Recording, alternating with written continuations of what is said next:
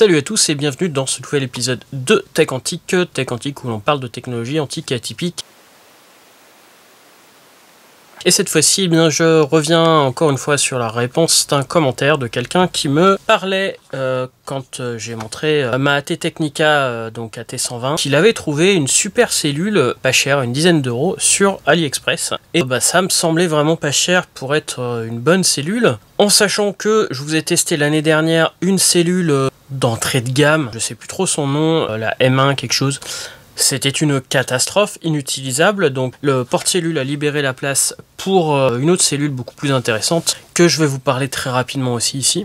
Mais voilà, pour 10 euros, surtout là en fait, en achetant 2 ou 3 autres trucs que j'avais besoin de accessoires sur le même vendeur, je l'ai eu à 8 euros.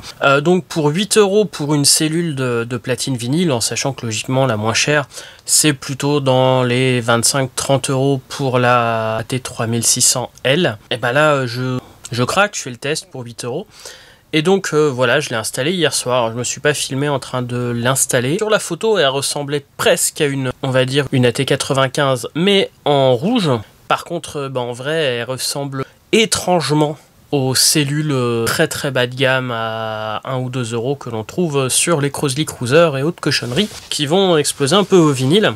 Donc je ne m'attends pas à des trucs super, surtout qu'il a fallu que je force un peu pour pouvoir mettre les fils derrière. J'ai eu franchement du mal à faire entrer les fils ici. Et les connectiques sont vachement plus grosses en fait, je pense que c'est fait pour justement ces Crosley Cruiser et compagnie à clipser dedans et non pas à monter sur un porte-cellule, mais vu qu'il y avait des trous et des vis, je vais le monter sur un porte-cellule et donc je vais tenter ce que ça donne. Je n'ai pas utilisé la platine vinyle de la journée, donc je vais avoir les oreilles toutes fraîches et donc je commence par écouter donc 45 tours. Donc pour info, j'ai fait des tests sur des 45 tours que j'ai eu en zone de gratuité. Je ne fais pas des tests sur mes disques de valeur. Je préfère prendre des cellules de valeur sûre. Mais bref, j'ai tenté. Et voilà ce que ça a donné. La première expérience, je l'ai filmé, mais en fait, il fait moins chaud que l'année dernière, mais il fait toujours chaud, ce qui fait que j'ai perdu mes enregistrements sonores. Donc j'ai recommencé à filmer de nouveau avec donc cette petite cellule, et voici ce que ça donne. Donc sur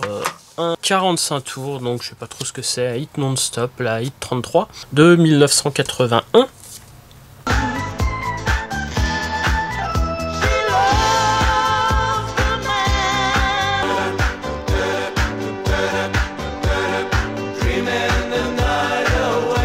Puis ensuite, un autre, c'est un sortilège de la harpe.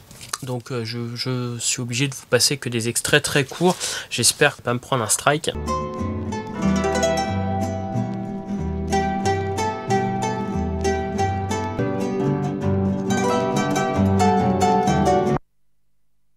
Qu'est-ce que j'en pense en écoutant ça là en direct? Le son me semble assez, on va dire, bruyant. Ça manque de basse et j'ai vraiment l'impression d'un son de platine bas de gamme, quoi. Alors je me dis c'est peut-être les vinyles qui sont abîmés. Donc ce que j'ai vu sur internet, ce genre de cellule, si c'est vraiment ce que je pense, puisque c'est compliqué à trouver des infos, je vous mets le nom et puis je vous mets une capture d'écran. Donc j'ai mis un tracking force de 4 grammes qui me semblait être tracking force qui avait besoin sur cette cellule. Pour éviter de refaire mes réglages, j'ai une autre cellule qui a besoin de 4 grammes. C'est une cellule de mix. C'est une cellule que j'ai depuis un peu de temps, mais je l'ai installée depuis très très peu de temps. Il s'agit de la Ortofon Qbert. Donc sur toutes mes cellules, c'est la plus chère de ce que j'ai. Donc c'est une cellule plutôt de mix. Je vous fais passer pareil la copie d'écran du site internet. Donc c'est bien, pas besoin de régler la platine vinyle et on va retester ces deux vinyles.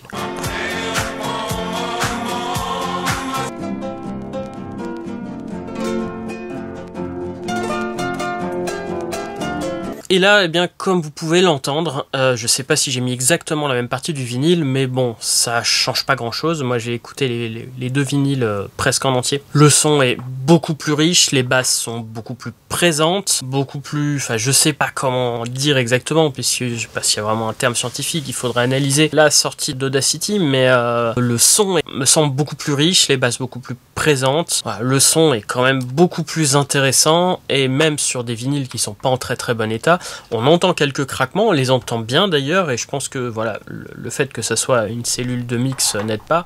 Et puis surtout, c'est des vinyles, comme je vous ai dit, qui sont pas en très bon état, mais le son n'a rien à voir. Donc ben là, ça vient bien de la cellule. Je n'ai plus cette espèce de son qui fait penser en effet à des phonographes bas de gamme, là, à des tourne-disques ou manche-disques bas de gamme. Donc ben là, il n'y a pas trop à tergiverser, ça vient quand même de la cellule, je pense.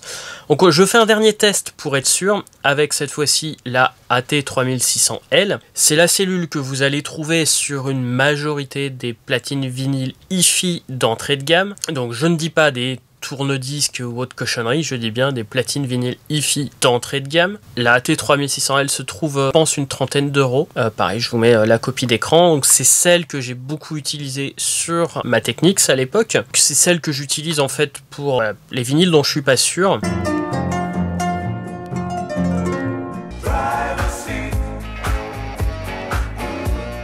Et là, bah, je dois dire que, alors peut-être que le fait que je l'utilise sur des vinyles qui sont pas forcément très bon état, peut-être fait qu'elle a un petit peu vieilli. Bon, sachant que je l'ai depuis 3 ans quand même, le son reste meilleur que la chinoiserie, mais les basses sont quand même beaucoup moins présentes que la Qbert.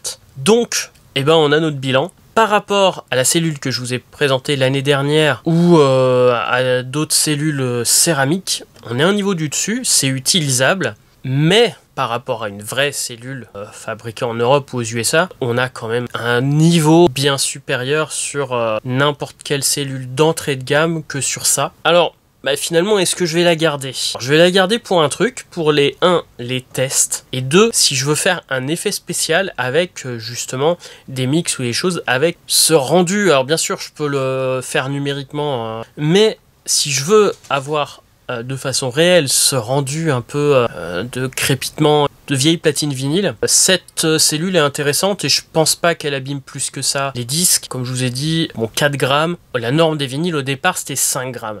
Après, voilà, la qualité augmentant, etc.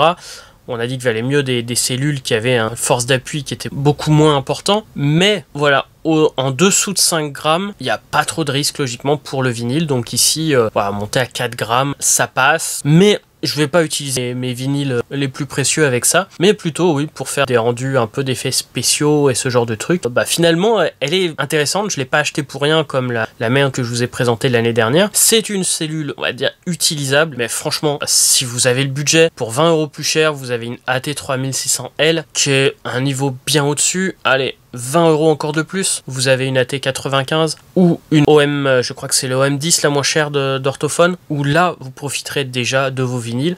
C'est pas des cellules haut de gamme, c'est toujours des cellules d'entrée de gamme, mais le son est quand même à des années-lumière de ce truc là, hein. Donc ça peut vraiment servir pour dépanner ou pour les effets spéciaux, mais pas pour vraiment profiter du vinyle. Donc voilà ce que j'en pense.